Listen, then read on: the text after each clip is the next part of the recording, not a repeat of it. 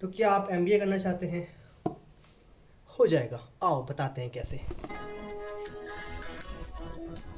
हाँ, सबसे पहले आपको एडमिशन के लिए आपको सीमेक का फॉर्म भरना पड़ेगा, जिसकी फीस है 1500। ठीक है।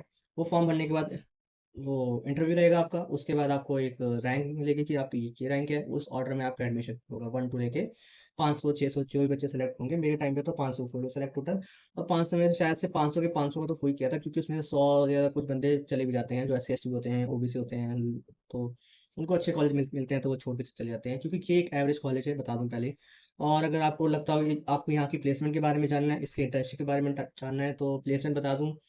प्लेसमेंट एवरेज है, मिनिमम लगता है 7 8, और फिर उसके ऊपर लग सकता है। वो तो फ्लक्चुएट करते रहता है प्लेसमेंट में, जैसे आप वैसी प्लेसमेंट। ये सिंपल लॉजिक है भाई।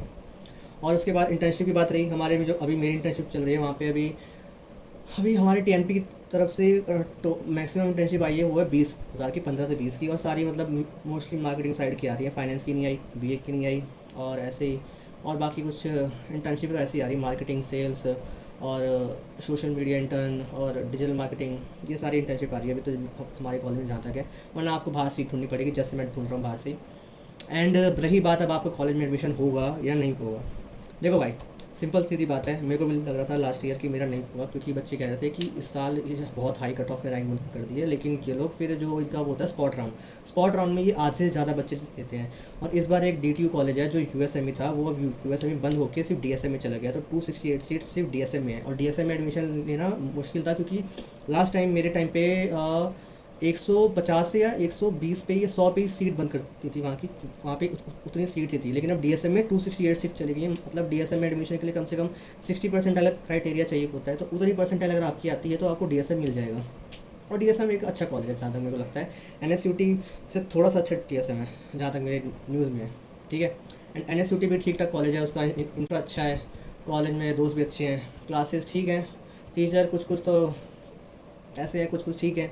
अभी हमारे पेपर ही चल रहे हैं एंड सेम के, फर्स्ट सेम के, तो अभी एंड सेम है, तो ये फर्स्ट ईयर हमारा खत्म। फिर आप लोग आओगे, अगर आपको चाहिए तो आप फॉर्म भरो और आ जाओ। और अगर आपने फॉर्म नहीं भी भरा, फॉर्म की डेट निकल गई हो शायद, तो आप एक बार आके वहाँ बात कर सकते हो। अगर सीट बचती है तो आपको मिल सकता है, जिन्होंने फॉर्म भी नहीं भरा। क्योंकि मेरे 2 दोस्त हैं जिन्होंने बिना फॉर्म भरे एडमिशन ले लिया, क्योंकि वो वहाँ पे थे और उनको स्पॉट राउंड में नाम भी नहीं आया, बस वो उनको वहाँ सीट खाली थी, तो उन्होंने उनको दे दिया एडमिशन। सोचो, बिना फॉर्म भरे 1500। लेकिन ये सिर्फ लक की बात है, तो हाँ फॉर्म भरी थे ना, और चले जाना स्पॉट राउंड में।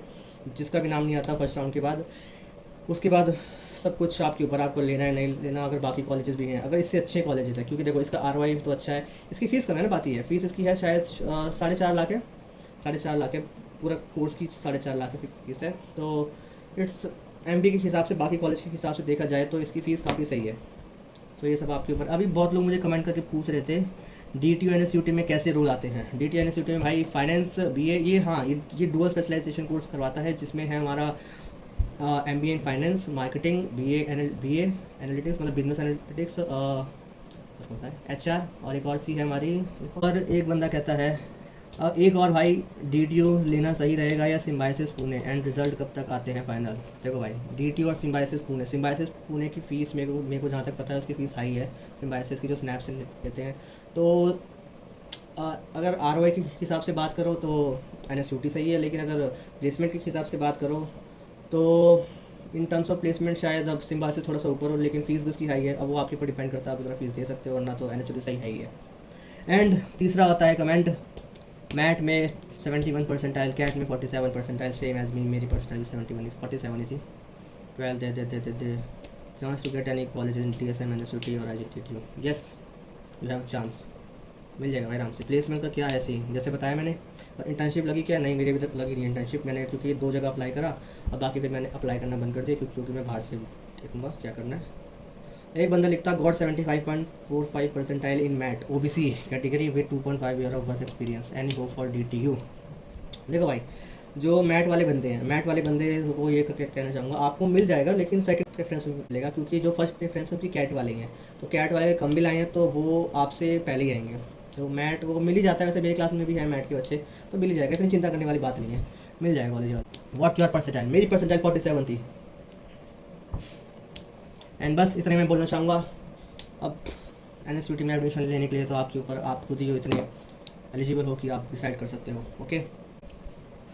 That's all from my side. अब आपको एडमिशन लेना है तो ये आपके ऊपर है, देख लीजिए। ROI टर्म्स में इसकी प्लेसमेंट तो ठीक ही है, क्योंकि MBA आप जॉब स्विच कर सकते हो, उसके बाद तो प्लेसमेंट बढ़ती रहती है। बट अकॉर्डिंग टू NSUT तभी लेते हैं लोग, क्योंकि लोगों की जैसे बहुत सारे लोग हैं 50-60 परसेंटाइल वाले, 70 परसेंटाइल वाले, उनको अच्छा कॉलेज नहीं मिलता। अच्छा मिलता भी है तो उसकी फ़ीस हाई है, लेकिन अब इसकी फ़ीस भी कम है, ठीक कॉलेज है। अब गवर्नमेंट बेस्ड कॉलेज है तो इसकी इमेज है लेकिन क्वालिटी है, ये मान लो। ठीक है, इतना ही बोलना था। Thanks for watching the videos and like कर देना यार, सब्सक्राइब भी। बाय।